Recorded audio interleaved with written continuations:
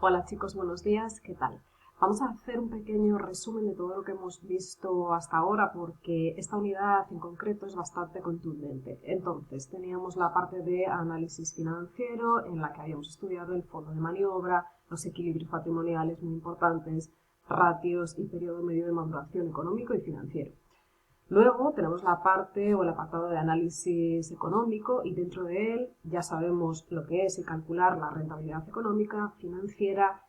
Hemos visto cómo podemos mejorarlas a través del método de DuPont y tenemos aquí un apartado que es el de fiscalidad. No suele entrar en la prueba de acceso a la universidad, en la EBAU, pero como os cuesta un poco comprenderlo, vamos a detenernos en ella, ¿vale?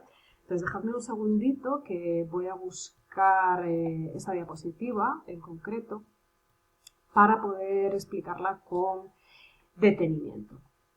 Bueno, entonces, aquí lo tenemos, ¿vale? Fiscalidad empresarial.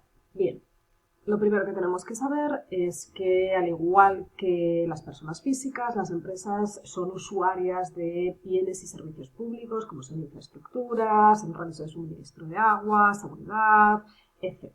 Por lo tanto, tienen que contribuir al sostenimiento del estado de bienestar. Recordamos por primero de bachillerato que teníamos varios tipos de ingresos públicos, como eran pues, principalmente los tributos, las cotizaciones al organismo de la Seguridad Social y otros ingresos públicos, como podían ser las transferencias corrientes de loterías y apuestas del Estado. Dentro de los tributos tenemos los impuestos, que digamos que es la partida más relevante, las tasas y las contribuciones especiales. En la siguiente diapositiva tenéis un resumen de los principales impuestos que pagan las empresas, como son el impuesto sobre sociedades, nos suena de la cuenta de pérdidas y ganancias, el impuesto de actividades económicas, el IVA, en el que la empresa hace de intermediaria entre el consumidor final y Hacienda, los impuestos especiales, el IRPF, el impuesto de transmisiones patrimoniales y actos jurídicos documentados. Bien, ahora, lo siguiente. Aquí es donde tenéis más problemas, que son o es la definición de los elementos básicos de los tributos. No os preocupéis que os lo voy a explicar y no vais a tener ningún problema. Entonces, empezamos con esos elementos básicos. El sujeto pasivo, tenéis ahí, es la persona o empresa obligada al pago. Vamos a poner el ejemplo del impuesto sobre la renta de las personas físicas. Es decir, yo estoy trabajando para una empresa, gano un dinero y por ello sabemos que vamos a tener que pagar a Hacienda un impuesto. Vamos a comenzar con el sujeto pasivo, persona o empresa obligada al pago de este impuesto o tributo. Lógicamente, si soy yo la que está trabajando para una empresa, yo soy el sujeto pasivo. El hecho imponible, motivo que da lugar al nacimiento de la obligación de pagar ese impuesto. Lógicamente, es la obtención de rentas o de rendimientos del trabajo. Es decir, el hecho de que yo esté trabajando para una empresa hace que se genere esa obligación, ese hecho imponible. Respecto a la base imponible, dice, es la valoración económica del hecho imponible, es decir, todo lo que yo he ganado a lo largo del año lo tengo que declarar para pagar ese impuesto.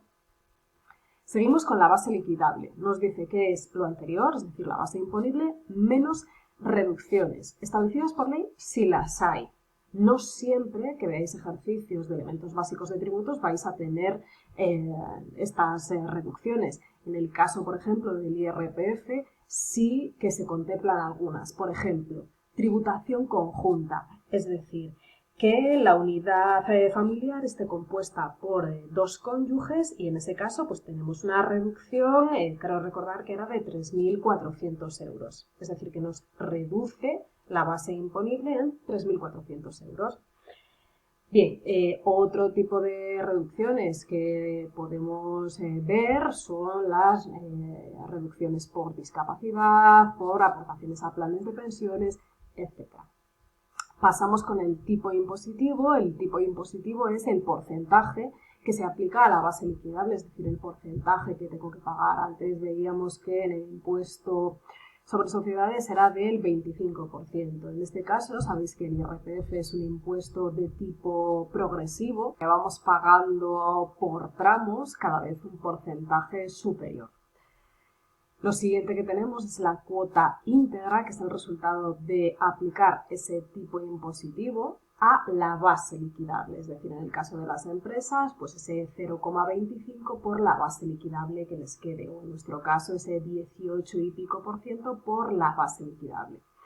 Una vez que tenemos esto, tenemos el siguiente elemento, que sería la cuota líquida también denominada deuda tributaria.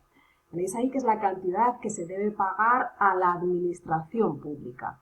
Y de nuevo, fijaos, tenemos aquí otro concepto. Dice que es la cuota íntegra, es decir, el elemento anterior, menos deducciones. En este caso no son reducciones, sino que tienen la categoría de deducción. De nuevo, sí las hay. Por ejemplo, en el caso del IRPF tendríamos una deducción por maternidad, que creo recordar que era de 1.200 euros anuales, si tenemos familia numerosa o si tenemos alguna persona con discapacidad a nuestro cargo. Bien, finalmente tenemos la cuota diferencial y nos dice que en algunos impuestos, como en el que estamos tratando, el IRPF, hay que restar a la anterior, a la líquida, las retenciones previas. Nosotros, en nuestro caso, hemos estado trabajando y la empresa para la que trabajamos ya ha ido reteniendo una parte para el impuesto sobre la renta de las personas físicas.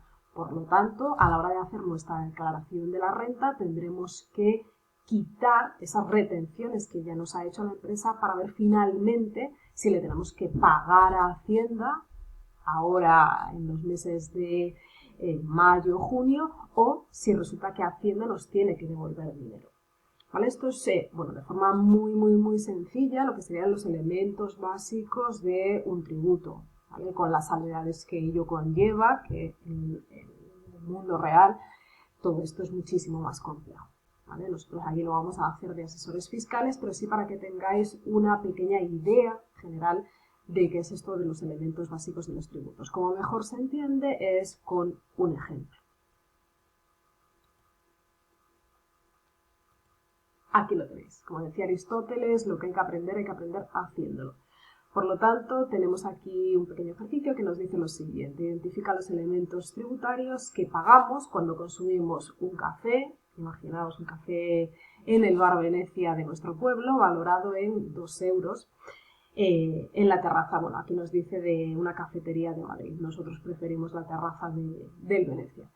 El tipo impositivo de IVA de la hostelería sabemos que es del 10% y nos dice que en este caso no va a haber ni deducciones, como veíamos en la diapositiva anterior, aquí por tributación conjunta, etcétera, ni va a haber ningún tipo de deducción ni retención.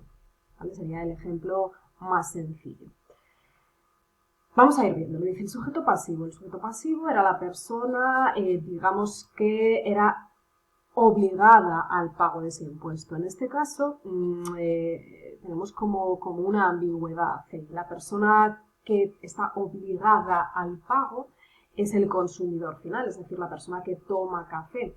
Sin embargo, en este caso, la empresa, el bar, la cafetería, colabora en su recaudación. Entonces, digamos que tenemos ahí un sujeto pasivo un poquito dual, ¿vale? Por una parte, la persona que toma el café y por otra, la cafetería. El hecho imponible, es decir, el motivo que daba lugar a la obligación de pagar, aquí lo tenéis. En este caso, ¿qué va a ser? Pues tomarnos ese café en la terraza del Bar Venecia. La base imponible, en este caso, nos decía que era de 2 euros. La base liquidable, nos hacía el ejercicio que no había reducciones, por lo tanto no restamos nada, también son 2 euros. El tipo impositivo, en este caso el IVA, tenemos el porcentaje reducido del 10%, si no sería del 21%, acordaos. Y respecto a la cuota íntegra, lo que teníamos que hacer era aplicar ese porcentaje a la base imponible, que en este caso era de 2 euros, nos queda una cuota íntegra de 20 céntimos. Tampoco había ningún tipo de deducción, por lo tanto la deuda tributaria continúa siendo de 20 céntimos, no restamos nada, y la cuota diferencial, como tampoco hay ningún tipo de retención previa, finalmente el pago final que tenemos que hacer a Hacienda es de 20 céntimos. En nuestro caso, nosotros como consumidores del café somos los obligados a pagar esos 20 céntimos, pero no lo hacemos nosotros presencialmente llevando 20 céntimos a el Ministerio de Hacienda. No, sino que es la empresa la que se encarga de pagar esos 20 céntimos a este organismo. Respecto a los ejercicios que os propongo, bueno, pues los tenéis aquí ya resueltos. Vamos a ver un poquito qué es lo que nos pedían. Clasifica, nos decía la primera actividad, los siguientes tributos dentro de las categorías estudiadas en la unidad.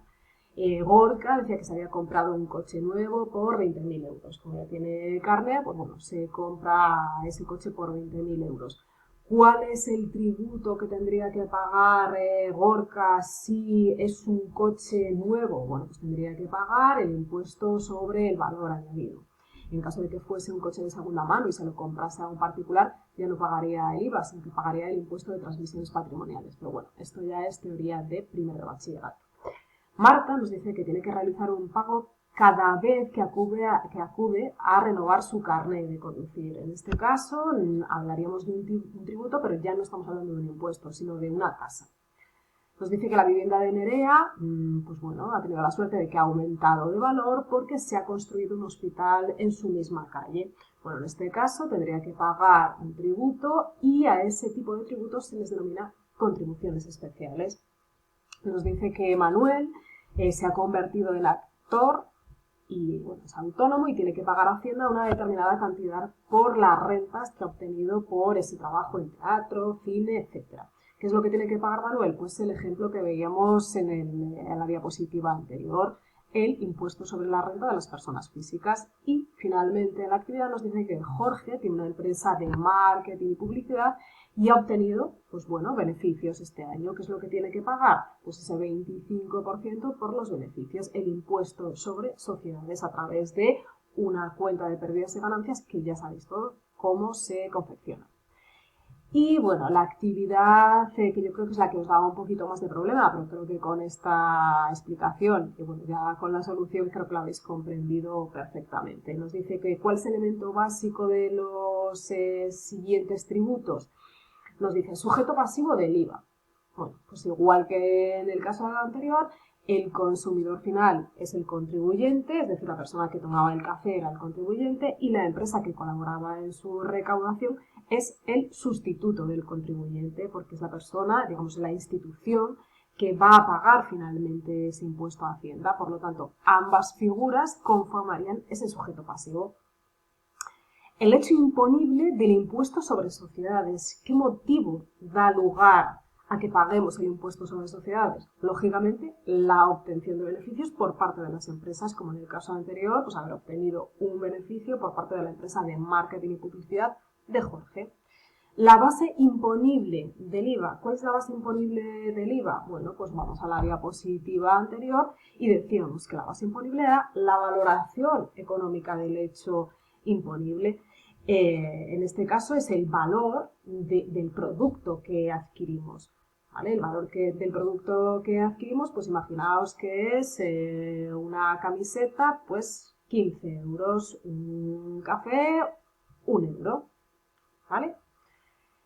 Y por último, el tipo impositivo del impuesto sobre sociedades, en términos generales, sabemos que el porcentaje a aplicar es del 25%.